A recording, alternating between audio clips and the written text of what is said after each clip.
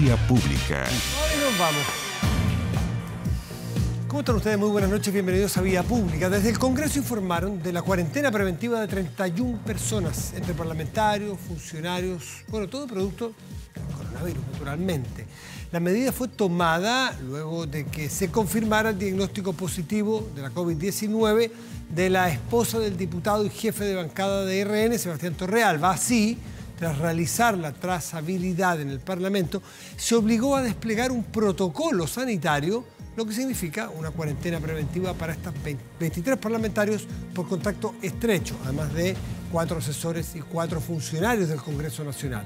A través de un video, el diputado Torrealba lamentó la situación y aseguró que están tomando todas las medidas del caso para hacer una cuarentena preventiva con todas las normas establecidas. Además, se practicó el examen PCR, el cual se espera que durante la tarde-noche de este jueves, a lo mejor ya está, si nos informa, nos está viendo Sebastián Torrealba y nos cuenta, si ya tiene el resultado, bueno, se lo podremos comunicar porque sabemos que tarda un poco este análisis. Vamos a la mesa de conversación, vamos a conversar con temas relacionados con el coronavirus sin duda, pero también con la economía. Y es que el gobierno ha establecido que se reabrirán las fronteras de nuestro país en el aeropuerto internacional de aquí de Santiago el día 23 de noviembre. Nos acompaña José Luis Uriarte, que es subsecretario del ramo de turismo. José Luis, muchas gracias por estar aquí. Buenas noches. Buenas noches, muchas gracias por la invitación. A ver, algunos dirán, ¿cómo vamos a abrir la frontera? No. A ver, ¿por qué se abren las fronteras? ¿Cuáles son los protocolos de apertura de fronteras? Sí, al decir que se abre la frontera es la mitad de la frase, ¿no? Ya. Se abre la frontera de manera gradual y segura. Eso es muy importante, sí. María. La gradualidad dice relación con que se van a abrir solamente las fronteras aéreas y a través del aeropuerto Arturo Merino Benítez, acá de Santiago. De manera segura, ¿por qué? Porque para embarcar en el país de origen se les va a exigir un examen PCR negativo a los pasajeros. Además de eso, van a tener los controles de salud sintomatológicos a la entrada. ¿Para todos los países, para todos los orígenes? Todos los orígenes. ¿O depende cómo está de complicado el país A, B o C? Todos los orígenes. Todos por igual. Todos por igual. PCR para subirse al avión. PCR para subirse al avión, exactamente. ¿Y cuando llegan aquí a Santiago? Y cuando llegan aquí a Santiago, los exámenes sintomatológicos, ¿cierto? El chequeo de la temperatura, para poder hacer ingreso al país. Y el tercer eje, que es muy importante, es la trazabilidad.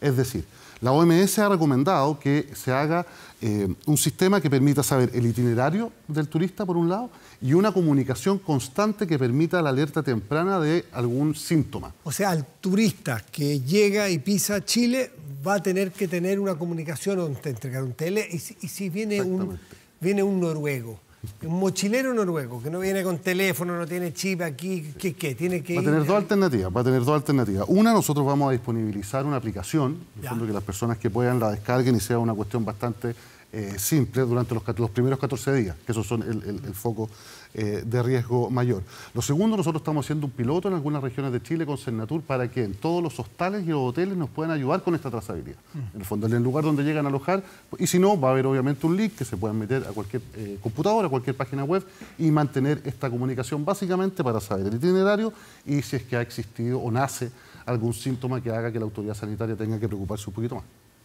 O sea, ustedes tienen plena seguridad. ¿Estos son estándares que en general de turismo en otras partes ustedes lo han copiado o se han asesorado? Países, porque hay economías que viven, para nosotros, te preguntaba recién, el 3,3% del producto de Chile es turismo. Hay países donde, no sé, España, Francia, Brasil, me imagino, Estados Unidos, es parte relevante. Sí, ¿no? nosotros, a ver, yo quiero ser súper claro en esto. Nosotros no estamos reabriendo las fronteras de esta forma porque necesitemos simplemente reactivar el turismo, sino que esto se está haciendo porque las condiciones sanitarias lo permiten. Eso es lo primero. Y hay países que han tomado distintas medidas. Por ejemplo, recién España ahora está empezando a exigir PCR negativo de algunos países, de los más riesgosos, no de todos. Ya. Antes no se exigía nada. Otros países piden PCR al ingresar. Por ejemplo, Arabia Saudita puso casi una clínica en el aeropuerto y te entregan el PCR a los 15 minutos. Entonces también depende de la realidad logística que tengamos nosotros y hemos visto que lo más seguro al final es disminuir el riesgo al máximo y tener la mayor certeza posible de que el que viene sano. ¿Solamente turismo aéreo en Santiago, llegada a Santiago? ¿Turismo de fronteras para buses? No. Las fronteras terrestres y marítimas, es decir, los cruceros y el traspaso por tierra, sigue todavía cerrado.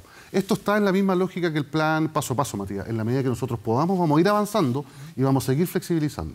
Pero de ser necesario, lamentablemente, vamos a retroceder. Esto es en la misma lógica del plan paso a paso. Claro. Entonces, el decreto de hoy día, este es un decreto de cerrar o abrir fronteras que tiene una vigencia de 15 días.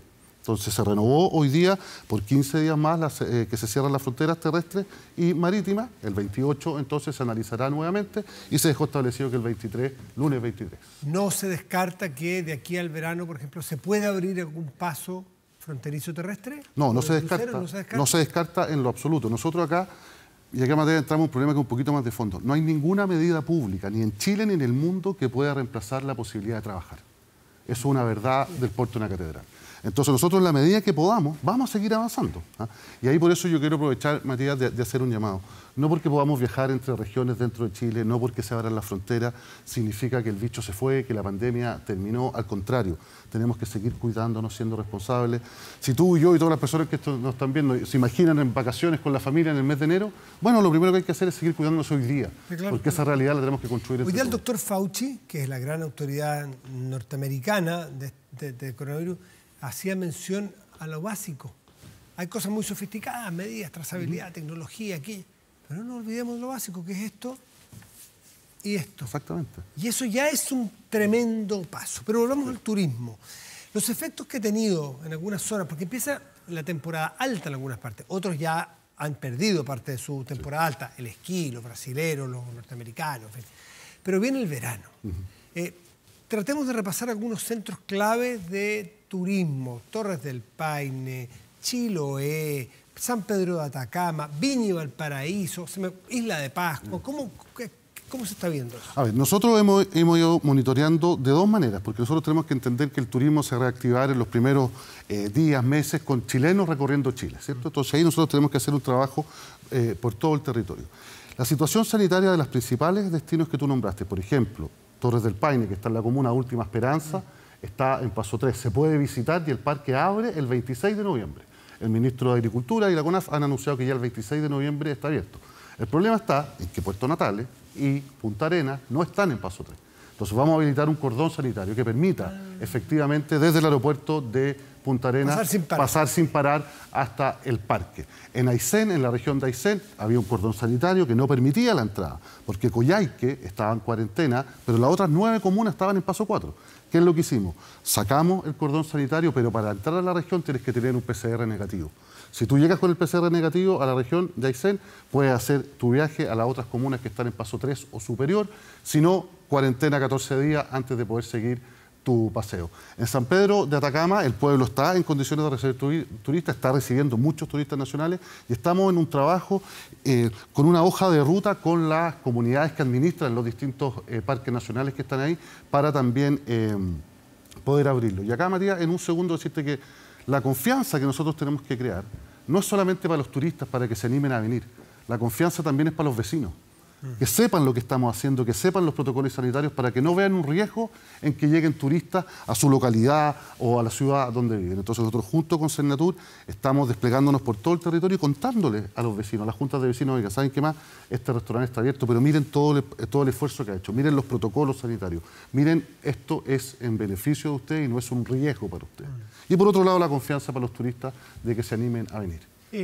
Yo te pregunté antes cuánto era no es que yo me lo supiera de memoria, el PIB, o sea, cuánto representa del PIB el turismo como industria. Me decía que en torno al 3%. No es gran cosa, pero para el que está es el 100%. Correcto. Para el caballero o la señora que transporta pasajeros, le da igual que sea un 3% del total. Para él es el 100%. Ya hay familia, ya hay inversiones en cabañas, hay, en fin, restaurantes, almacenes locales, en fin, un montón de cosas. Por lo tanto, me gustaría saber, de este 3%, ¿se reparte distinto en distintas regiones? Sí, claro. Imagino. ¿Sabes cuáles son las regiones más Por ejemplo, en dependientes? Claro, en Magallanes llega a ser casi un 10%. ¿Ah? Y hay otras que son estacionales. Porque el turismo todavía en Chile, y nosotros estamos haciendo trabajo para poder romper un poquito la estacionalidad. Viña del Mar y Valparaíso, por ejemplo, son ciudades netamente turísticas. No llegan al 50% del PIB, ni mucho menos. Pero como tú decías, hay sectores que representa el 100%. Y yo estoy convencido que en la medida que nosotros vayamos reabriendo el turismo, vamos a lograr una reactivación social y territorial que va mucho más allá que el que en su factura sale un RUT turístico, porque también se beneficia el de la verdulería, el del almacén, el de la farmacia, genera un polo. Entonces tenemos que avanzar en esa dirección, y si seguimos cuidándonos como hasta ahora, si seguimos siendo responsables, yo creo que podemos tener un verano mejor de lo que estamos teniendo hasta ahora. Valparaíso y Viña en particular, que es un gran centro polo turístico, muy relevante, se abre, ya está abierto. Lo abrimos recién, hace un par de días atrás. Se abrió a fase 3, ¿no? Y ahora, fase 3, el límite de que pueden entrar. Sí. ¿Han seguido desde que se abrió? ¿Hace cuántos días se abrió? ¿Hace una semana? Este fin de semana recién pasado fue el primero que estuvo abierto. Sí, sí. ¿Te están siguiendo de cerca cómo han visto el comportamiento de la gente, de los ciudadanos para poder mantener fase 3 y quizás avanzar a 4? Sí, en general, Matías, los procesos de reapertura han funcionado bien. Y aquí yo quiero destacar el rigor y el esfuerzo que han puesto los hoteles, los restaurantes, los cafés. Porque hoy, aquí estamos hablando que después de muchos meses cerrados, para abrir muchas veces tuvieron que hacer una inversión. En el fondo, entonces hay un esfuerzo ahí muy importante. El público también se ha portado bien. Ahora, siempre hay cosas que corregir. Yo veía en las noticias, quizás ustedes lo vieron, que en las playas, después de que fue este fin de semana, andaban recogiendo las mascarillas que estaban botadas en la arena, digamos. Entonces, obviamente, siempre hay cosas que corregir, hay cosas culturales que tenemos que tener siempre muy presentes, pero hasta ahora las ciudades que hemos abierto han funcionado bien. Y yo quiero decir una cosa, los contagios no se están dando ni en los restaurantes, ni en los hoteles, ni tampoco en los lugares de trabajo. Los contagios se están dando en las reuniones familiares, que fuimos a ver a la tía, a la prima, a la hermana, que un asado, entonces nos sacamos la mascarilla sin respetar la distancia que tenemos nosotros ahora. Entonces, hay que cuidarnos en todos los frentes, y si es que uno lo parte haciendo en su propia casa, lo más probable es que lo siga haciendo en la playa, en un restaurante, en un hostal, y eso es lo que tenemos que aprender entre todos. En el recorrido que hiciste me quedó pendiente Isla de Pascua, Chiloé, no te pregunté, quiero agregar Carretera Austral, porque ¿a quién estoy apuntando? Ya no solamente a la persona local que le interesa si va a poder abrir su cabaña, su restaurante, su almacén. A las personas que quieren planificar su verano. ¿Sí? Es perfectamente legítimo querer preparar unas vacaciones en un año tan estresante como este tema con la familia. Irse al norte, una playita, irse a la Carretera Austral, que es preciosa. Háblame de eso. En el sur las cosas van bien. Hemos tenido fuertes aumentos de contagio en la región de la Araucanía, que está muy complicada. Además tenemos el eclipse ahora el 14 de diciembre, entonces tenemos un desafío mayor en la región de la Araucanía y los ríos, que es donde está la umbra más potente para el eclipse. La Carretera Austral, desde el sur hacia el norte, desde Aysén, está bien. Bueno, cuando el que la quiera terminar, obviamente en Puerto Montt, esa ciudad todavía está en cuarentena, y muchos meses en cuarentena. Una situación, 100 días, creo. Una situación muy compleja. Isla de Pascua tiene una situación distinta por varias razones. Primero, porque es una isla, obviamente. La capacidad hospitalaria de la isla no está diseñada para que haya muchas personas enfermas a la vez. La población mayor, los adultos mayores en la isla son un porcentaje importante. Entonces yo creo que ahí, sumado a el componente cultural propio, ellos tenemos que irnos un poquitito con más cuidado, un poquitito con más calma, tenemos que entender las aprensiones que ellos también tienen y ir haciendo un trabajo que lo estamos haciendo junto con el Ministerio del Interior, junto con la Intendencia de la Quinta Región, en ir dibujando esta hoja de ruta que nos permita abrir en la medida que no signifique un riesgo para la población de la isla.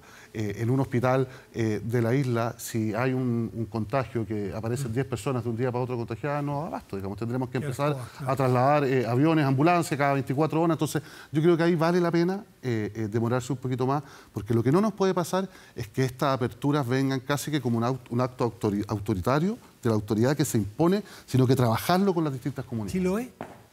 Chiloé está con un cordón sanitario, también por su condición de isla. Hay también un temor de la población muy importante y yo creo que en la medida que no se mejoren los números de la región de los lagos, en particular de Puerto Montt, se va a hacer muy difícil que nosotros podamos tener un flujo constante. Además que nosotros tenemos que reactivar los vuelos aéreos. Los vuelos aéreos están con una frecuencia muy menor, la conectividad interna también. Entiendo que todavía no hay frecuencia. En el caso de Chiloé tampoco no la hay, en el caso de Natales, por ejemplo, tampoco. Entonces, en esos destinos un poquito más aislados se hace un trabajo que requiere un poquito más de tiempo. Pero, de nuevo, nosotros podemos pensar en reabrir y en mover cordones sanitarios si es necesario, única y exclusivamente si los números de contagio disminuyen.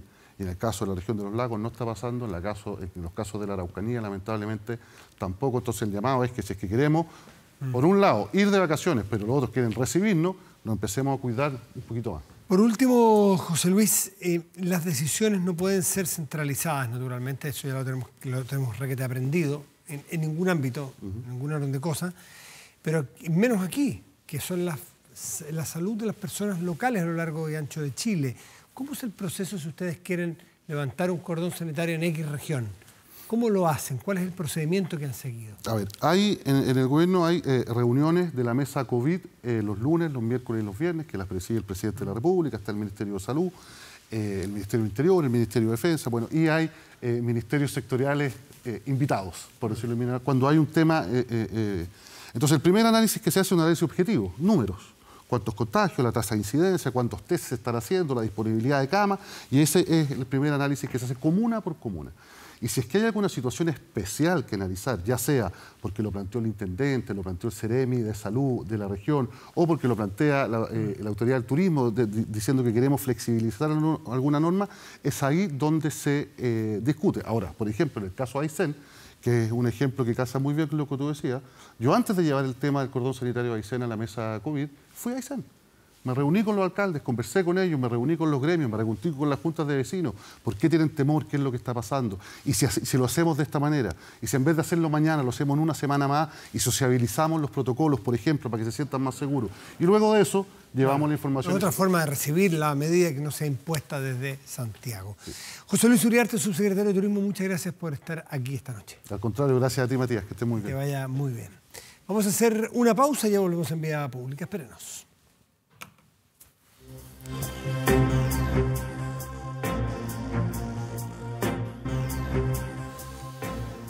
Esta mañana rompió la tranquilidad del día un accidente muy dramático, muy doloroso en la comuna de Providencia, aquí muy cerca de este canal, lo hemos visto en todos los canales. La muerte en accidente por un atropello de una chica, de una joven de 24 años que iba en su bicicleta, donde fue arrollada, embestida por un bus de Red. Y bueno, esto despierta naturalmente la preocupación por lo que pasa. ¿Por qué básicamente? Y que es lo que vamos a conversar con nuestro invitado. Porque las bicicletas son quizás uno de los factores de cambio más evidentes de este año de pandemia. Cómo se está transformando, y no solo en Chile, no solo en Santiago, en todo el mundo. Leía la otra vez que las bicicletas, la producción de bicicletas en el mundo no da abasto, la demanda es tan grande que hay a veces petición para un mes, 2 meses para importar bicicletas. Bueno, eso es una anécdota. Pero eso habla entonces que nosotros tenemos que empezar a cambiar nuestro chip, nuestra cultura, de cómo se convive en la ciudad. Y por eso hemos convidado a Franco Basso, que es doctor en transportes y académico de la Pontificia Universidad Católica de Valparaíso. Franco, muy buenas noches, gracias por estar aquí. Buenas noches, Matías, gracias por la invitación.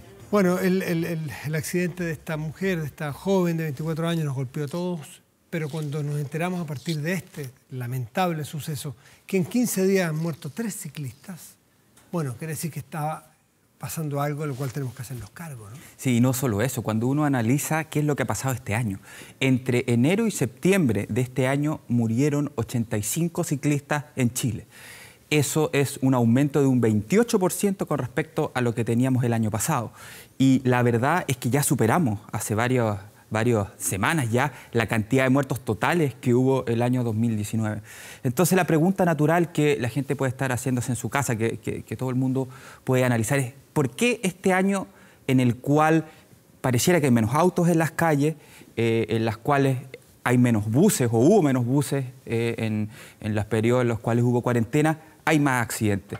En mi opinión, hay 2 hipótesis que podrían explicar este aumento de accidentes durante este año.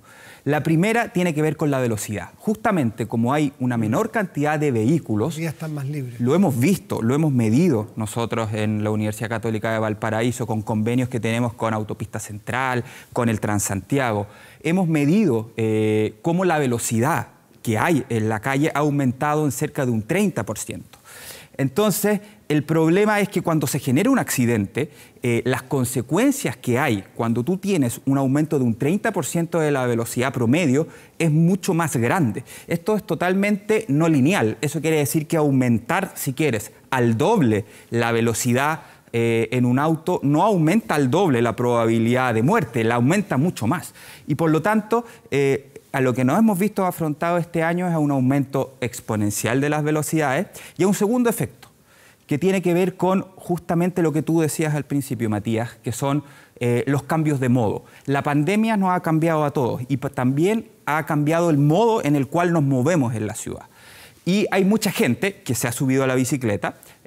Una encuesta Ipsos que se realizó hace algunas semanas mostró que el gran perjudicado de la pandemia ha sido el transporte público, con una disminución importante. Fíjate que hoy en día tenemos un 40% de las validaciones que tenemos normalmente, el automóvil ha subido fuertemente. Y ese tipo de aumento proviene... Ha bajado 40% la validación, o sea, no, 40%... Tenemos un 40% de lo que tenemos en periodos normales. Tenemos un 40. Un 40, es decir, hay 60% menos. En el caso del automóvil, los valores ya están llegando a cerca de un 80%. ¿Qué dice eso? El automóvil se ha recuperado mucho más rápido que el transporte público. Por el temor de andar en lugares con más aglomeración de personas. Efectivamente. Ahora la pregunta es, esas personas que están ahora accediendo a un automóvil y que antes se iban en bus o que ahora se van en bicicleta, son conductores nuevos. Y todo el mundo sabe, y hay experiencia internacional, que la experiencia en los modos de conducir efectivamente es tremendamente importante, específicamente para condiciones de riesgo como puede ser un accidente.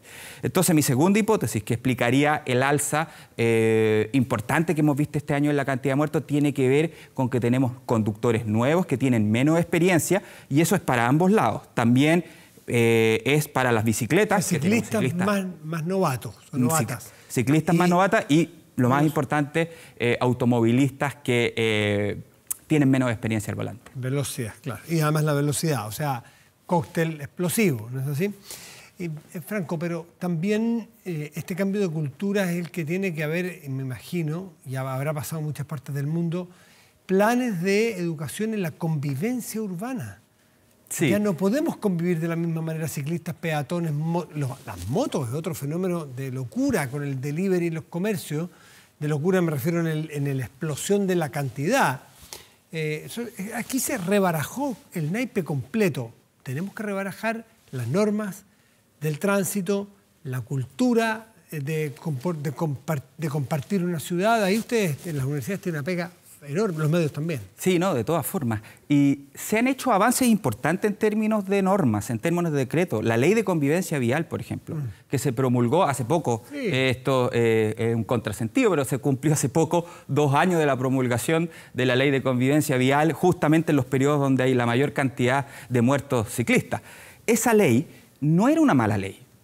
Fijaba estándares que eran razonables. El problema no era la ley, el problema es que no se traspasaron las competencias a las municipalidades, no se traspasaron los recursos a las distintas entidades públicas para poder fiscalizar que lo que dice la ley se cumpla. Por ejemplo, la ley dice específicamente que cuando uno va a adelantar, un ciclista debe hacerlo a 1.5 metros. La verdad, y cualquiera que haya dado una vuelta por la calle se dará cuenta que eso no lo respeta absolutamente nadie. Hace poco se hizo viral un video en el cual un bus iba a alta velocidad y a menos de 1 metro sobrepasaba a un ciclista. Entonces, aquí el problema tiene que ver con la fiscalización. Pero no siempre es fácil. Considera la vereda, el ciclista va a 40 centímetros de la vereda, aprox, y de ahí es 1,5 metros. ¿O es 1,5 metros de la vereda? No, es 1,5 metros desde el ciclista. Del ciclista. Entonces, si a una pista, una calle más o menos estrecha, le tienes 30, 40 centímetros, más 1,5 desde el ciclista hacia el auto o el bus, estamos hablando, qué sé yo, de 1,5 metros, aproximadamente. Sí. Si no 2 metros. Entonces, no todas las calles tienen 2 metros, a veces es impracticable. Claro, y ahí la infraestructura no siempre ayuda. Ahí la prudencia dice que no hay que adelantar. Claro. Si usted no puede mantener el 1,5 metros con el ciclista, entonces la prudencia dice que usted no debe adelantar. Estoy de acuerdo, hay cosas importantes que faltan. Infraestructura, pues. ¿Cuál es una de ellas? Efectivamente, la infraestructura. En el programa de gobierno de Sebastián Piñera se dijo que se iban a construir 800 kilómetros de ciclovía. No estamos ni cerca de cumplir ni siquiera la mitad de ese valor. Se prometió además, se viene hablando hace cuántos meses, hace cuántos años, de la ley CATI, Control Automático de Tratamiento de Imágenes, que va a permitir que vuelvan los fotorradares para poder controlar la velocidad en la ciudad. Acá, como bien lo decías tú, hay que proteger a los eslabones más débiles, y los eslabones más débiles son los peatones y los ciclistas. Y claramente hay mucho por hacer. Uno no entiende que esta ley, por ejemplo, CATI, lleve años estacionada ahí en el Parlamento. Tiene que cuanto antes poder avanzarse en las distintas medidas que permitan poder hacer una convivencia que sea mucho más armoniosa. Estamos cambiando el modo en el cual nos movemos, van a ir creciendo los modos no motorizados, va creciendo la caminata. Hemos visto una serie de reportajes en los cuales ya hay mucha gente que prefiere irse caminando, evidentemente, y también tenemos que cuidar para los peatones, que sea más seguro, ensanchar las veredas, evitar que estén estos sobresaltos que hay en las veredas. Hay mucho por hacer, pero no basta. La verdad es que no basta con decir manejen a la defensiva. Hay que ir realmente a los problemas que son de fiscalización, que son de infraestructura y que son de cultura vial. El punto de las bicicletas en particular es un fenómeno mundial, ¿no? ¿Y cómo ha avanzado más allá del número de kilómetros? Hay una diferencia bien importante entre comunas y comunas. Hay comunas hiperdotadas de ciclovía. Esta, por ejemplo, en Providencia, tiene una red de ciclovía fabulosa, pero no todas la tienen, Y en sectores ponientes, norte, sur, oriente, Vitacura casi no tiene, o a lo mejor han puesto ahora. Es decir, aquí no todos han entendido lo importante que es armar una infraestructura buena para la bicicleta. Eso es, ahora que vienen elecciones municipales, los que son candidatos, que lo entiendan, ¿no? Y ese es justamente el problema. El problema es que la infraestructura para ciclistas dependen del empuje que le coloque el alcalde de turno. Y eso no puede ser, porque la ciudad es una ciudad interconectada. Es decir, cuando yo me voy desplazando por la ciudad, en realidad me da lo mismo si es que estoy en Providencia, si es que estoy en Las Condes. A mí me interesa que esté la infraestructura para que yo me pueda mover. ¿Y qué es lo que nosotros observamos? Es justamente lo que decías tú, Matías. Hay comunas que tienen un alcalde interesado, que tienen los recursos, por cierto, la comuna de Las Condes, por ejemplo, con el alcalde Lavín, que no solamente tiene los recursos, le interesan este tipo de temas. Claro. La alcaldesa Matei, lo mismo. Pero hay otros alcaldes que no les interesa mucho, como el alcalde Torrealba en Vitacura, tiene los recursos, pero no le interesa mucho. Y hay otros que sí les interesa, pero que no tienen los recursos. Claro. La alcaldesa de La Pintana, por ejemplo, ¿cuántas veces se le ha consultado y ella ha dicho, a mí me gustaría tener dinero para poder invertir en infraestructura vial, no solamente en ciclovías, sino hay lugares que ni siquiera tienen vereda? Entonces, el problema es justamente que no tenemos una visión de ciudad. Funcionamos a través de pequeños feudos. Y todas las esperanzas, y aquí hay que ser optimistas, están puestas en la gobernación regional. Y se vienen en pocos días más las primarias para escoger a los gobernadores. Nosotros esperamos que el gobernador regional juegue este rol que juegan los alcaldes mayores en varias ciudades de Europa. El más conocido probablemente es el alcalde mayor de Londres.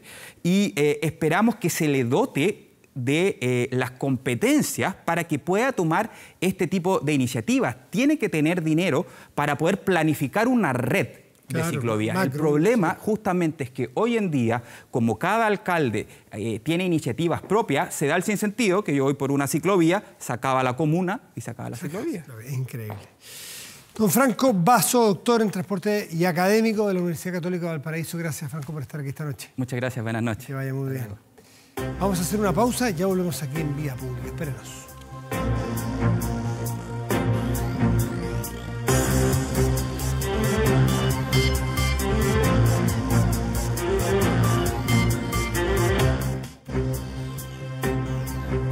Protéjase de la delincuencia con Tepillé, vigilancia en tiempo real de cámaras de seguridad con audio disuasivo para su empresa. Alarmas Tepillé con cámaras conectadas a su smartphone y botón de emergencia móvil para su hogar. No sea usted la próxima víctima y contrátelos en tepille.cl. Vamos a la pantalla y revisamos nuestro portal de noticias 24horas.cl. Ministro de Hacienda anuncia un presupuesto 2021 expansivo. En debate con la Cámara. Vea más detalles aquí en 24horas.cl. Espérenos un momento que ya volvemos.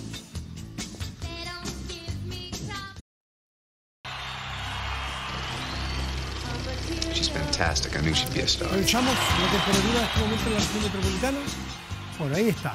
Son 12. Yo le echaba 15. Es aquí por las luces. 12,3 grados. Está nublado aquí en la región metropolitana. Para mañana, viernes y sábado, debiéramos tener mañana cielo parcial y una máxima probable de 20 grados. Y el sábado un poco más, o bastante más, 25 grados y sol. Despejado en la región metropolitana.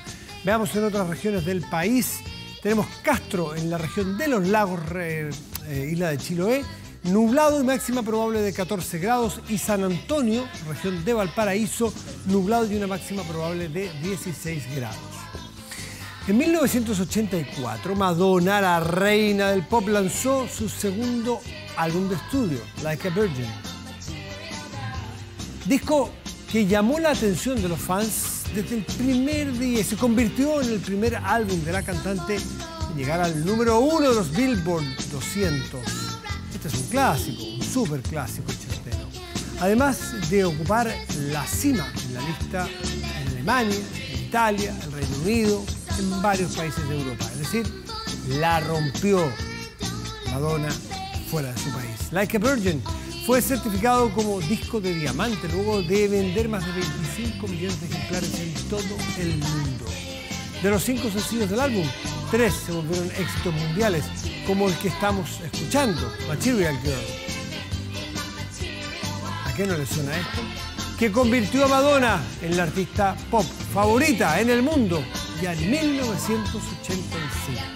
Para promocionar el álbum, Madonna se embarcó en una gran gira que la bautizó como The Virgin Tour, que revisamos a continuación con su interpretación de Material Girl, justamente para despedir Vía Pública de hoy. Muy buenas noches y gracias por venir.